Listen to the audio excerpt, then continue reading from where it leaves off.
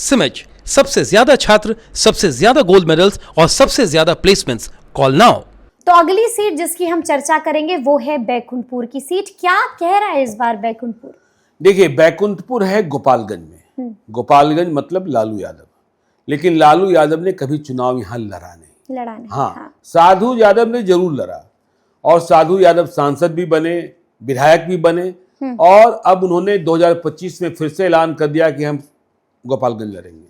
ठीक है ना? बिल्कुल ऐलान कर दिया है। कर दिया। तो देखिए, बैकुंठपुर की जब चर्चा करते हैं, जब मैं ग्राउंड जीरो पर बात कर रहा था, जो हमारे रिपोर्टर्स वहां गए थे, वे लौट कर आए तो उन्होंने बताया, भैया बैकुंठपुर में दारू बहुत मिलता है।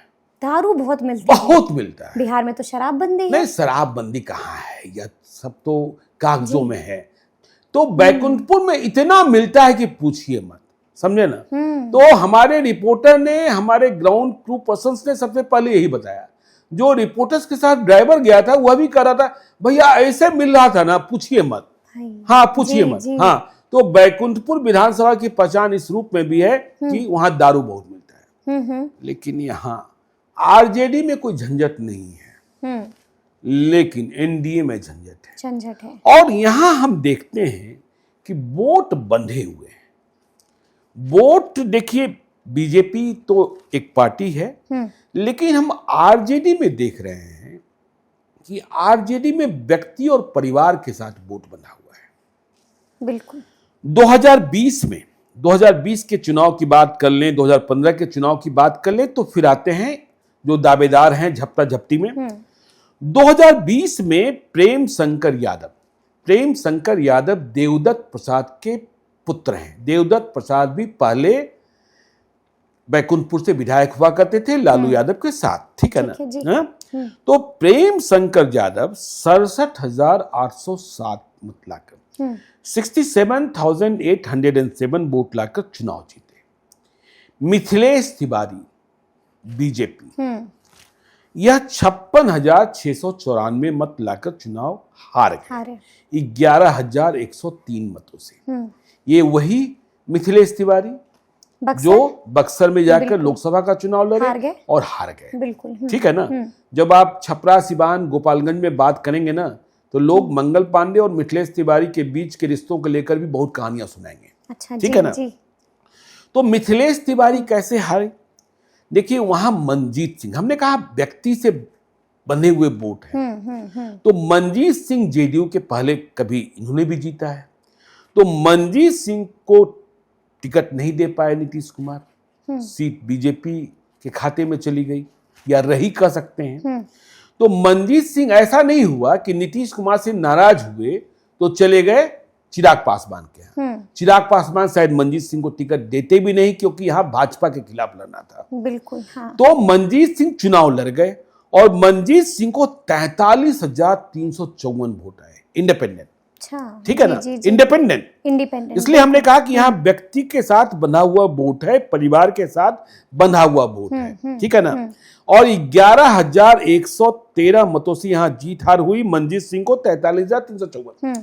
2015 में जब महागठबंधन में थे नीतीश कुमार और बीजेपी अलग लड़ रही थी, तो मिथिलेश तिवारी चुनाव जीत गए थे। मतलब जेडीयू और आरजेडी और कांग्रेस मिलकर 2015 में बैकुंठपुर नहीं जीत पाई। बिल्कुल, हरा नहीं पाई। हाँ, बैकुंठपुर नहीं जीत पाई। हाँ, नहीं जीत पाई। अब क्यों नहीं जीत पाई? हमने कहा ना कि यहाँ यादव बनाम राजपूत, राजपूत बनाम यादव और सबन बनाम पिछड़ा, पिछड़ा बनाम सबन है। तो मिथिलेश तिवारी 2015 में नीतीश कुमार के विरोध के बाद, लालू यादव के विरोध के बाद, कांग्रेस के विरोध के बाद भी अकेले जीत गए। उसमें उपेंद्र कुशवाहा साथ थे, जीतन मांझी साथ थे। तो 56,162 मत आए थे मिथिलेश तिवारी को 2015 में जीते तब। और मनजीत सिंह जेडीयू मतलब महागठबंधन के उम्मीदवार थे, 42,047 मत आया। अब ध्यान दीजिएगा, हमने क्यों कहा कि व्यक्ति और परिवार से। मनजीत सिंह को 2015 में जेडीयू महागठबंधन के टिकट पर 42,047 मत आए थे, और जब 2020 में निर्दलीय लड़े तो 43,354 वोट आए। तो ये व्यक्ति से बंधा हुआ वोट हाँ, माना बिल्कुल जाएगा। बिल्कुल। मतलब महागठबंधन का उम्मीदवार होने के बाद भी उन्हें बहुत वोट हाँ, नहीं आ गया। बहुत वोट नहीं मिला। हाँ। हैं? और मिथिलेश तिवारी को भी देख लीजिए, 2015 में 56,162 मत लाकर चुनाव जीते और 2020 में 56,694 मत लाकर चुनाव हार गए। हाँ, 2015 में मनोरमा देवी जो प्रेम शंकर यादव की मां है, देवदत्त प्रसाद की पत्नी है, क्योंकि महागठबंधन में टिकट दे दिया गया था जेडीयू के मंजीत सिंह को, आरजेडी के हिस्से में सीट नहीं आई, तो वो निर्दलीय लड़ गई। और उन्हें 36,734 मत आया। हाँ, ठीक है ना। तो यदि मनोरमा देवी चुनाव नहीं लड़ती तो मंजीत सिंह जीत भी सकते थे। तो यहाँ परिवार और इसके साथ बंधा हुआ वोट आपको दिखाई पड़ता है।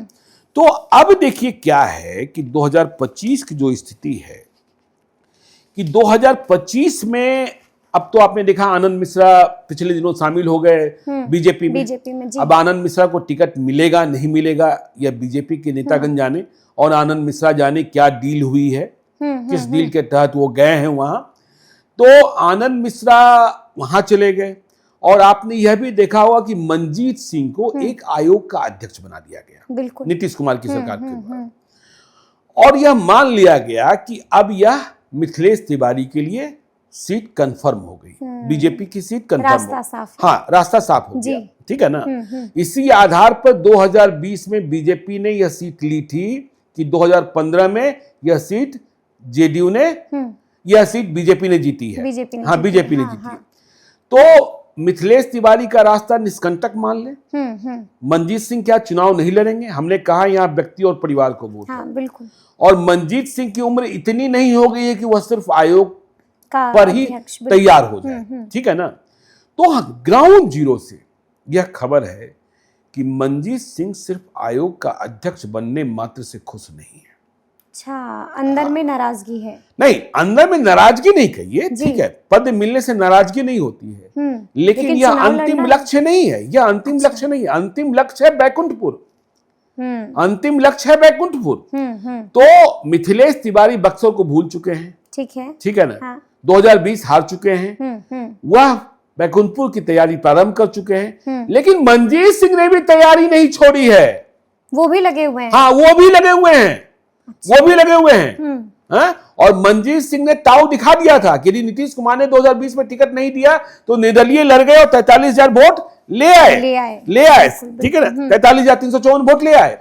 तो अब मंजीत सिंह और मिथिलेश तिवारी दोनों एमी हैं, दोनों एमी हैं। हाँ, तो इनका झगड़ा कैसे निपटेगा यह समझने की बात है। और यदि इनका झगड़ा नहीं निपटता है तो फिर परेशानी होगी। हाँ, हाँ। और भाजपा के भीतर जितनी खेमेबाजी है पूछिए मत, कोई टिकट दिलाने में लगा है, कोई टिकट कटवाने में लगा है, वही स्थिति।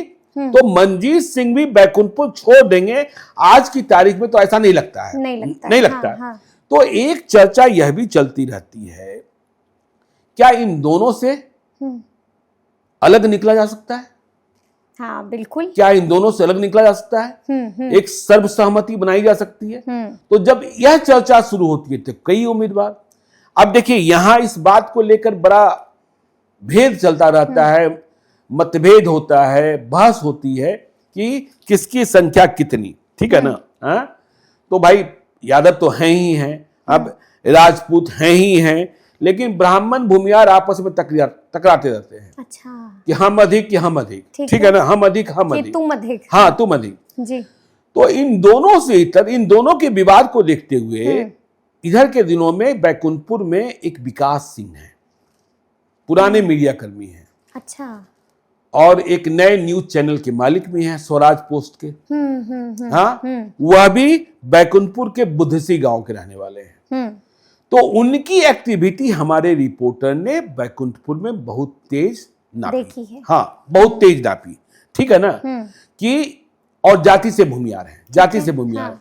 और इन्हें भी किसी न किसी का आशीर्वाद प्राप्त है जी। तो क्षेत्र में बताया जाने लगा कि विकास सिंह 13-14 साल से भाजपा में है, दिल्ली के एक बड़े संस्थान से पत्रकारिता की पढ़ाई की, फिर महुआ न्यूज में नौकरी की, फिर जी न्यूज में नौकरी की और फिर लगा कि नौकरी करने मात्र से बहुत कुछ हासिल नहीं किया सकता है, तो फिर अपना बिजनेस स्टार्ट कर दिया। और बिजनेस से जब पैसे आने लगे तो फिर बिजनेस और सोशल सर्विस, समाज सेवा, एक मास्टर साहब एजुकेशनल ट्रस्ट बनाया जिसके माध्यम से हर साल 150 गरीब बच्चों को अपनी ओर से यह मुफ्त कंप्यूटर शिक्षा भी दिलवाते हैं। अच्छा। रोजगार की व्यवस्था कराते हैं, स्किल डेवलपमेंट सेंटर्स है, रियल एस्टेट का काम है, बिहार में है, यूपी में है, ठीक है ना। तो ये काम बैकुंठपुर में भी चला रहे हैं, ठीक है। कोरोना में भी लोगों की इन्होंने सेवा की, बाढ़ में वहां रहते हैं, तो इधर के दिनों में यह एक्टिव दिख रहे हैं। हाँ। तो बैकुंठपुर में फिर फैसला क्या होता है यह देखने की बात होगी कि लोग कहते हैं कि भाई जिसको कोई नहीं पूछता विकास भैया पूछ लेते हैं। तो मसला ये है कि दो के बीच तीन, तीसरा। बीजेपी इसमें माहिर है, बीजेपी इसमें माहिर है, लेकिन असली लड़ाई तो मंजीत सिंह और मिथिलेश तिवारी के बीच ही है। तो देखना होगा कि यहाँ पर क्या कुछ होता है। तो हमने एनडीए का हाल बता दिया और आपको राजद का हाल बता दिया। वहां तो राजद से तो बिल्कुल तय ही है कि वो लड़ेंगे बैकुंठपुर में, जो उनके जीते हुए विधायक हैं। बिल्कुल जी। अब जनसुराज की बात कर लीजिए। जनसुराज में यहाँ उम्मीदवारों की बड़ी लंबी लिस्ट है, लेकिन लोग कह रहे हैं कि जनसुराज से उम्मीदवार का ऐलान तब होगा जब एनडीए से उम्मीदवार का ऐलान हो जाएगा। अच्छा, ठीक है ना। जी। मतलब नजर कहाँ है, इस बात को समझिए, इस बात को समझिए बैकुंठपुर को लेकर। बिल्कुल। वैसे जो सक्रिय दिखाई पड़ रहे हैं वो डॉक्टर विनोद कुमार सिंह है, पढ़े लिखे लोग हैं जनसुराज में। ये एडवोकेट हैं पेशे से, लीगल सेल के वहां के कन्वेनर भी हैं। अशफाक अहमद हैं, जिला पार्षद हैं। भानु प्रताप मिश्रा हैं, राजेश शर्मा हैं, अजय प्रसाद हैं, जो जनसुराज के प्रमंडलीय संयोजक भी हैं। जी। तो इन सब की चर्चा हो रही है। जी बिल्कुल।